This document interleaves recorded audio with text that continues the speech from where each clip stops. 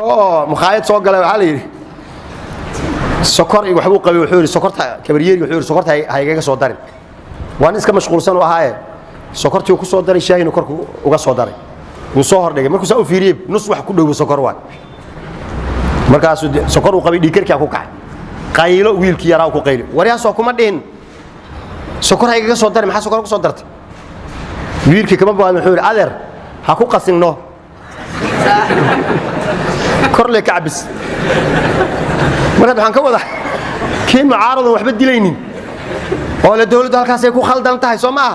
wixii ay ku khaldan tahay la sheegay ha ku qasinno adi meeshii la iska toosi laakiin waxa dib u heshiisiin u baahan dadka isdilaaya nina waxa li diin wax ka day asoo afkii soo taagayo meeshuu ka galiyay diinkii uu naxay gadaal isugu cishti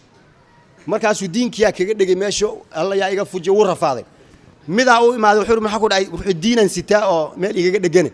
meelu diinka ka taabtay marka oo gadaal juq uu ka si intuu nuxuu dhigay diinka uu ku dhacay meeshuu dhila waa mahadsantahay wuxuu dhahay alla waligii muxuu diin waxeeyay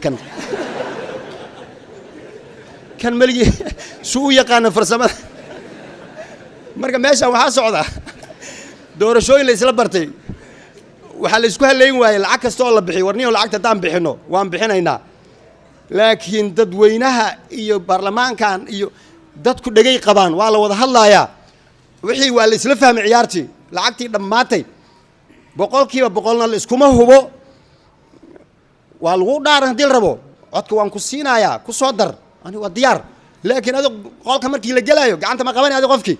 gacan ma la qaban karo natiijo aan la sii aqoonin waxay ku dhamaanayso ciyaartaas lama geli karo ciyaartaas muqaamaradaas waxa la imaaya ilaa yaa jiri jirta hadda waa iska dhaafay oo masaajidda tirada ka batay masaajid miyay yaraayeen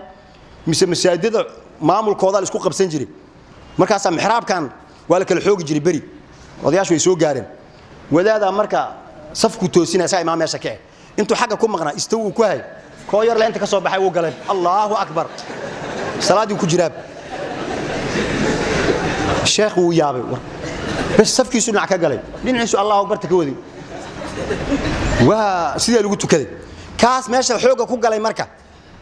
salaadii lama aqbalay maxaa loo aqbal way salaadiisa dadweynihii uu ogolaan lahaa oo sharciyada uu saa ku yeelaya siin lahaa ayuu ka talaabsaday waxa war laga sugayaa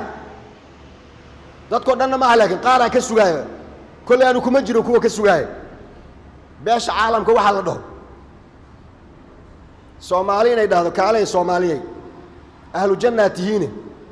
muslimiinatihiina mu'miniinatihiina arrimiin oo idinku isku hagaajiyay waa idinkaas isku toos oo walaalaatihiina hor u socda nabiga sallallahu alayhi wasallam wada jicin muhammadun rasuulullaahi والذين معه أشداء على الكفار رحماء بينهم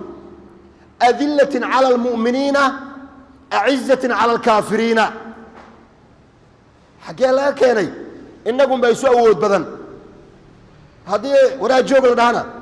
جوج اللي ده ورا هذه دبال ما يا أخي ولا لك الصومالي مسلم كعب وركي سما قادتي ما يا أصير